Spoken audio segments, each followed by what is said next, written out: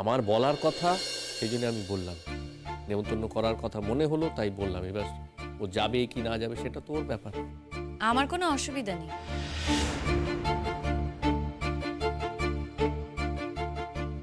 পুতুলদি তো যাবে, পুতুলদিকে তো সঙ্গে করে কাউকে নিয়ে যেতে হবে। আর এখানে তো আর কেউ পুতুলদিকে সঙ্গে করে নিয়ে যাবে না, সবারই অসুবিধা হবে। আমার কোনো অসুবিধা নেই। কিন্তু মা, তোমার ছেলেকে জিজ্ঞেস করো তো, তার নতুন বউয়ের আপত্তি হবে না তো আমি যাওয়াতে? আমার কোনো আপত্তি নেই, কারণ আমি মনে করবো আমি পাশের বাড়ির একজনের বিয়েতে যাচ্ছি। কিন্তু তার নতুন বউয়ের তো অস্বস্তি হতে পারে। আচ্ছা মা, তোমার কি মনে হয় যে প্রিয়া এরকম একটি মেয়ে যেন আপত্তি করতে পারে? কোনোভাবেই আপত্তি করবে না।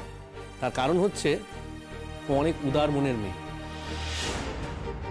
বেশ, তাহলে তো হয়েই গেল। ওর যখন কোনো অসুবিধা নেই, তাহলে আমারও যেতে কোনো অসুবিধা নেই। কিন্তু মা, তোমার কোনো আপত্তি নেই তো? ফাঁদে তুমি পড়তে যেও নে বৌমা। ওকে আমি এতটুকু বিশ্বাস করি না গো, এতটুকু বিশ্বাসও করি না। দেখো বৌমা, আমি এই বাড়িতে আছি, সব কাজকর্ম করছি, তা কেন জানো? আমাকে এই বাড়িতে থাকার খেসারত দিতে হচ্ছে গো।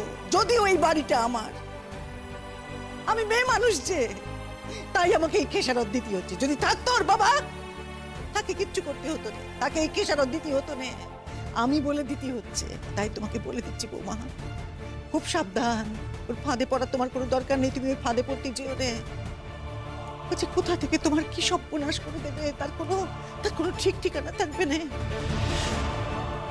এসব তুমি কি বলছো বলো তো মা? কি বলছো এসব? আমি ওর সর্বনাশ করব? কিভাবে সর্বনাশ করবো ওর আমি?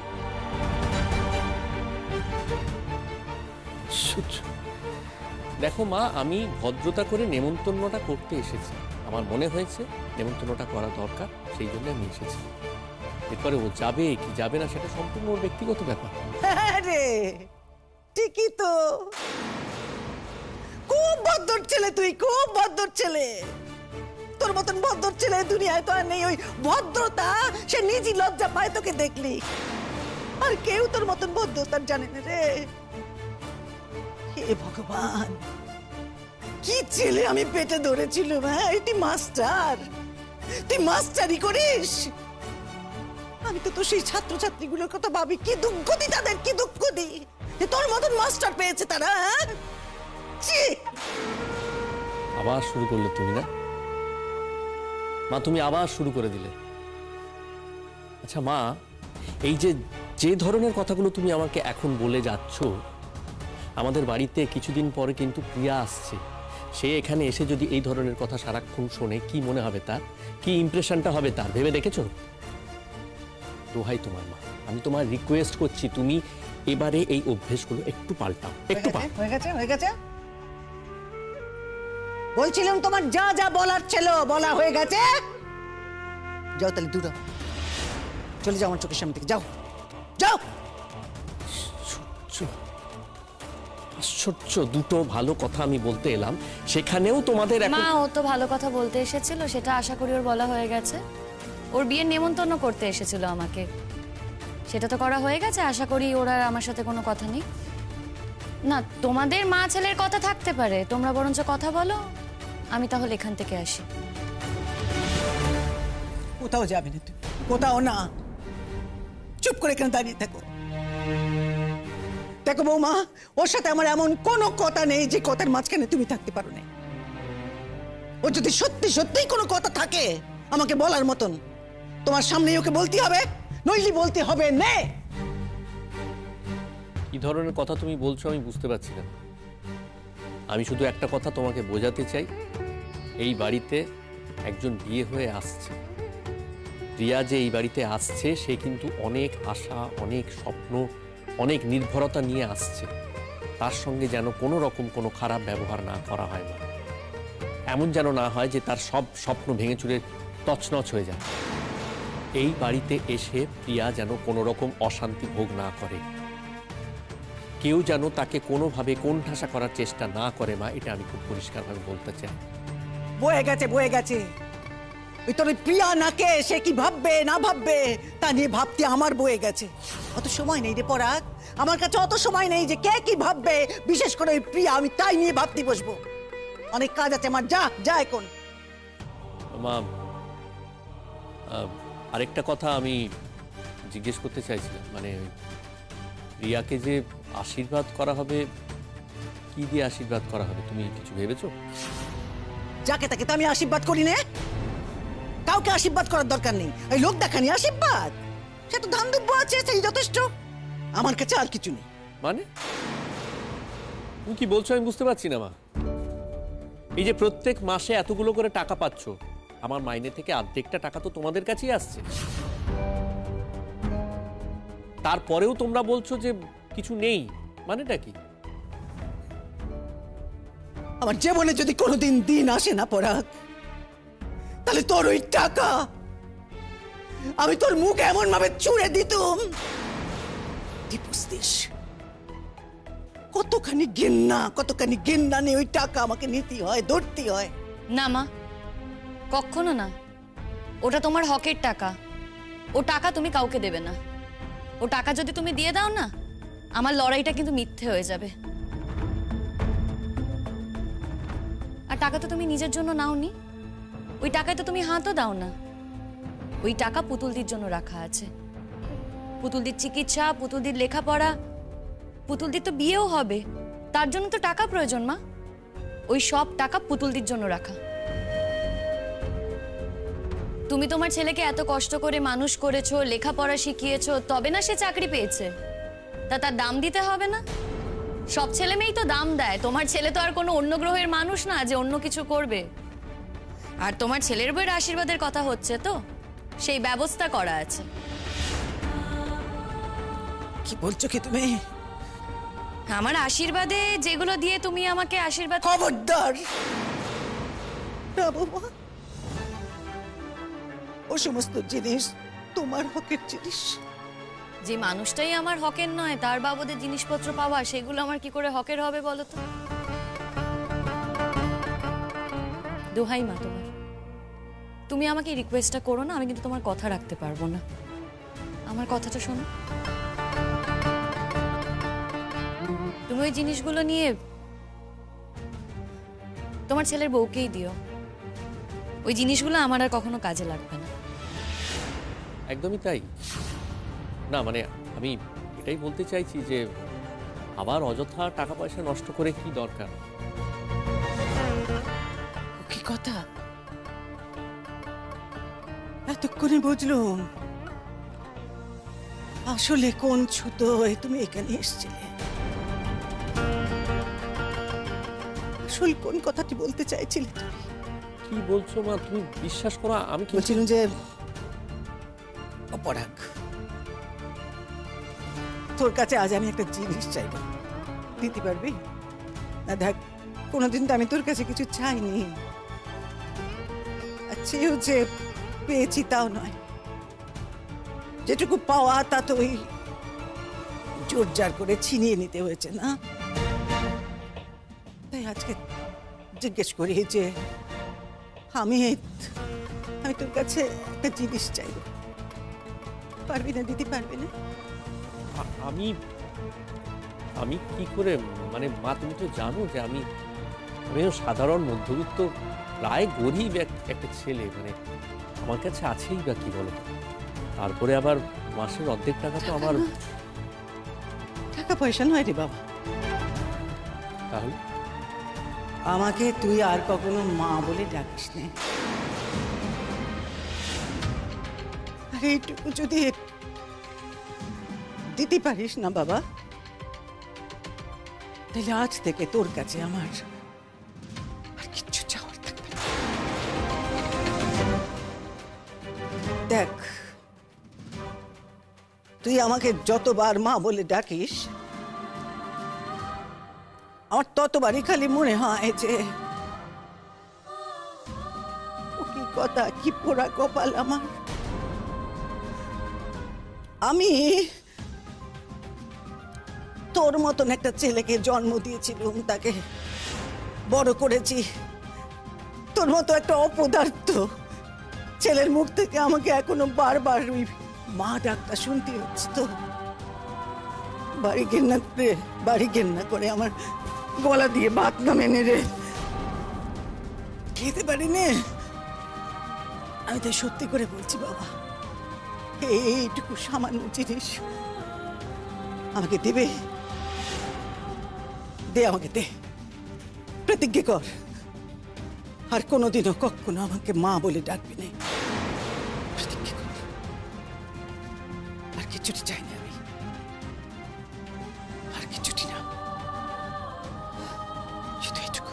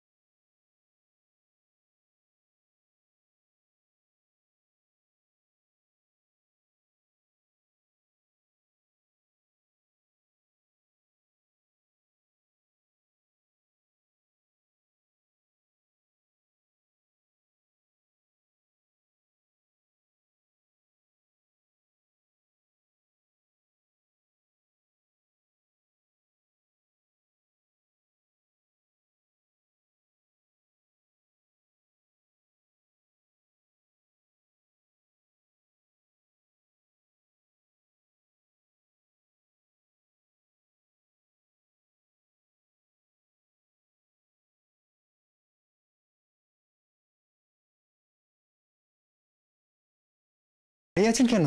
ভেতরে আসুন। আসলে আপনাদের গান শুনে দাঁড়িয়ে পড়েছিলাম। তীর্থদা, আপনার খাবারটা এখানে রাখছি। আইজুল, জানিস তো আমার সেটা না খুবই ভালো। কেমন সুন্দর করে গান গাইলো, আমার কি কষ্ট হচ্ছিল, আমার তো কান্নাই পেয়ে গেল। সে কি কান্না কেন পেলো তোমার? হ্যাঁ, কান্নার কি আছে? ভালো গান শুনলে তো আনন্দ হয়, কান্না পায় নাকি? হ্যাঁ, আনন্দ তো কথা, কিন্তু আমার মনে ভেতরটাই খুব কষ্ট হচ্ছিল। আবার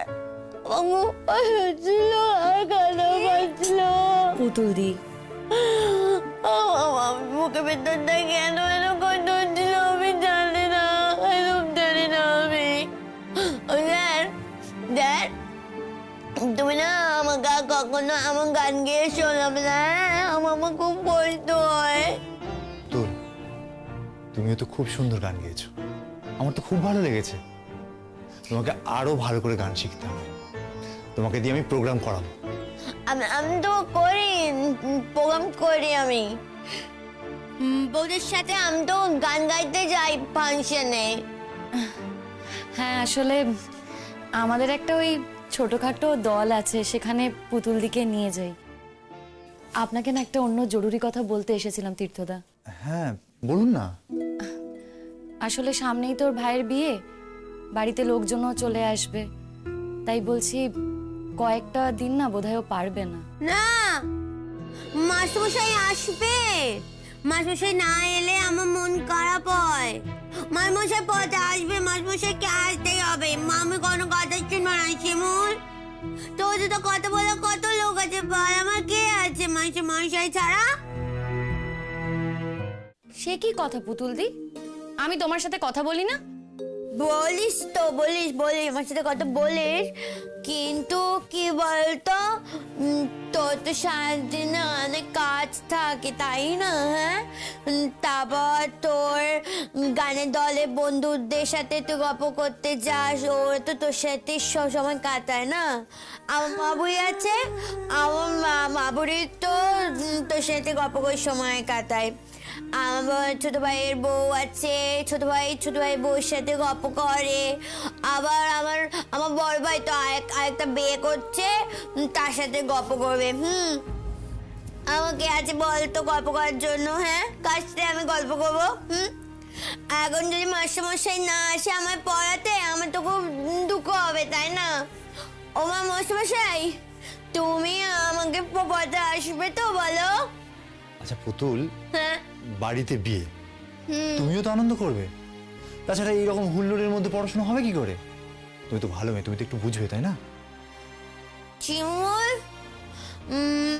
মাস্টারমশাইকে বেতে নিমন্ত্রণ করবি না? আমাদের তো বাড়িতে নিমন্ত্রণ করতে হয়। আচ্ছা, আমি নেমন্তন্ন করার কে বলো তো পুতুল দি? মা করলেও না, মাও তো করতে পারবে না। আচ্ছা বিয়েটা কার যেন হচ্ছে? ও বাবা, তুমি জানো না কার বিয়ে হচ্ছে? ও বাবা, সবই তো তোমাকে বলেছি। অবশ্যই কথাকে না বলতে ভুলে গেছিলাম, সব মনে থাকে না তো, তাই। এই বিয়েখানা হচ্ছে আমার বড় ভাইয়ের সাথে। আমার বড় ভাইয়ের সাথে তো শিমুলের বিয়ে হয়েছিল, কিন্তু এখন তো কাটান ছাটান হয়ে গেছে। আবার আমার বড় ভাইটা বিয়ে করছে প্রিয়াঙ্কা শাকচুন্নির সাথে। আমি কত করে বারণ করলুম, এই মেয়েটা তো তস হয়নি। সবকিছু তাড়াহুড়ো করে দিল। এখন এই মেয়েটা আমাদের বাড়িতে ঘুরে বেড়াবে রোজ সকাল বিকেল। আমার শিমুলের চোখের সামনে দিয়ে আমার শিমুলের কতখানি খারাপ লাগবে বলো তো দেখি। সে কি কথা? বলছি এই প্রসঙ্গটা না থাক। আমি যেটা বলতে এসেছিলাম, 3-4 দিন বোধহয় ওর অফ যাবে। সে ঠিক আছে। আচ্ছা আপনার বাপের বাড়িতে কেউ নেই, কিংবা অন্য কোথাও থাকার ব্যবস্থা? হ্যাঁ, আছে বাপের বাড়ির লোকজন, মা আছে, দাদারা আছে, বৌদি আছে, কিন্তু আমি তো এখানেই থাকতে পারি, আমার লিগ্যাল রাইট আছে। এই, তুমি আমার বউকে এখান থেকে ভাগাতে এসেছো নাকি? হ্যাঁ, কবেটা বলে দিচ্ছি, একদম এখনো কাজ করবে না তুমি। একদম চুপ করে থাকবে। তুমি তো দেখতে পাচ্ছ শত্রুর বিভীষণ। এমন কাজ করবে না। অনেকে অনেক কথা বলেছে, কিন্তু আমি তো আমার বউকে কিছুতেই যেতে দিইনি কো। তুমি কিন্তু আমার বউকে ভাই থেকে তাড়িয়ে দিতে বলবে না। আমার বউ আমার কাছে থাকবে। হ্যাঁ, আমার বউ যদি আমার কাছে না থাকে, তাহলে আমি রাতবেলা আমি কার কাছে ঘুমাবো? হ্যাঁ, কে আমার জন্য যত্নকান্তি করবে শুনি? হ্যাঁ, আমার তো একদম বেও হচ্ছে না যে আমার বউ আমাকে নিয়ে যাবে, বউ ভালোবাসবে, যত্নকান্তি করবে। আমার বউ তো আমাকে কথা দিয়েছিল যে আমার একটা বউ খুঁজে দেবে। তার বেলায় তো না, তার বেলায় তো অকমান থেকে একটা কিছু করতে পারে না। বেঁচে দিল তো আমি বউয়ের কাছে থাকতে পারতুম, নাহলে আমি কি করে থাকবো বউয়ের কাছে ছাড়া? হ্যাঁ, আমি নাহলে শিমুকে ছাড়া কি করে থাকবো শুনি? হ্যাঁ, এখন ডাইরেক্ট তুমি বলছো ও আমাকে ছেড়ে চলে যাবে, কেন বলছো তুমি এমন ধরনের কথা? পুতুল, আমি ওনাকে চলে যেতে বলিনি। তাছাড়া আমি ওনাকে চলে যেতে বলার কে? আমি জাস্ট ওনাকে জিজ্ঞেস করছিলাম।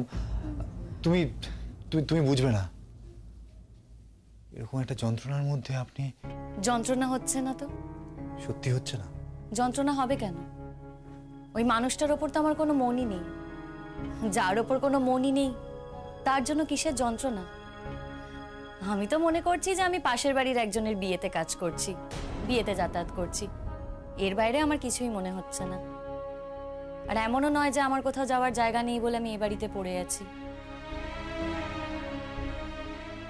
আমি এ বাড়িতে আছি শুধুমাত্র পুতুলদির জন্য আর ওর মায়ের জন্য। বড্ড হেল্পলেস তো। পুতুলদির যদি একটা বিয়ে দিতে পারি, তারপরেই আমি না হয় এ বাড়ি থেকে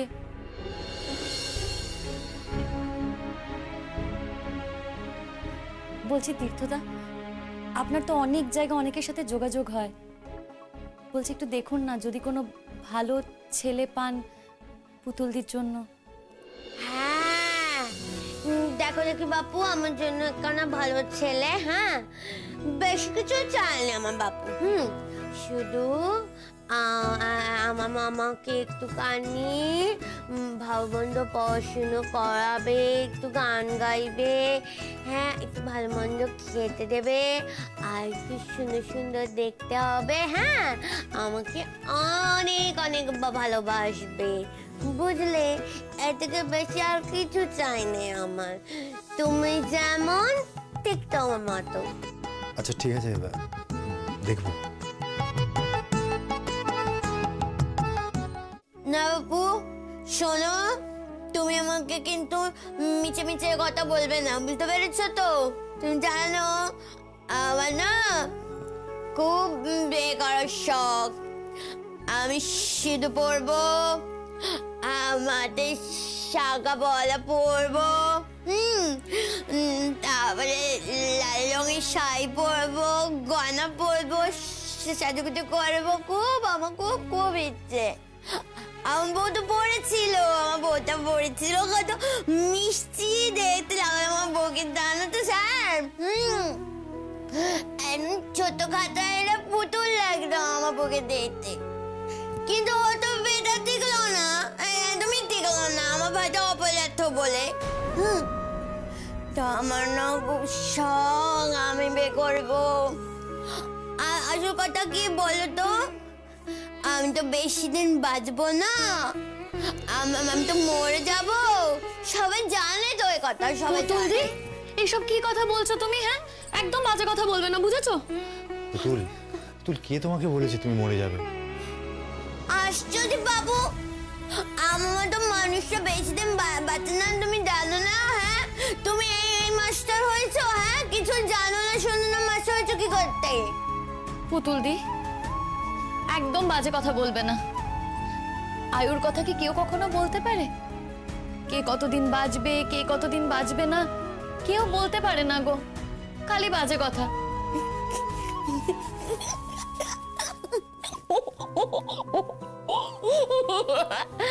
ওই বাবা রে, জানো তো স্যার, আমার বউটা আমাকে এত ভালোবাসে না যে আমি মরে যাওয়ার কথা শুনলে না আমার বউ খুব কষ্ট পায়, জানো তো? সেই জন্য আমার কথা বলছে, বুঝলে তো? সে কারণে এমন কথা বলছে। আয় বউ, ভালো কথা বলছি আমি, শোন। আমাকে তোর ননদটাকে একটা ভালো ছেলে দেখে বেঁধে দে, বুঝলি? নইলে তোর ননদটা কোনদিন মরে যাবে, তার সঙ্গে পূরণ হবে না। আবার বাজে কথা পুতুলদি। আমি আপনাকে কথা দিচ্ছি, আপনার ননদের জন্য আমি খুব ভালো পাত্রের সন্ধান এনে দেবো।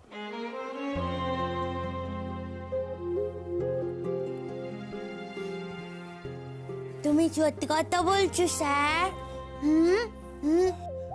আমি আমি বলছি তো, আমি দেখবো, আমায় একটু সময় দাও। সে আমাকে তোমার মতো ভালোবাসবে?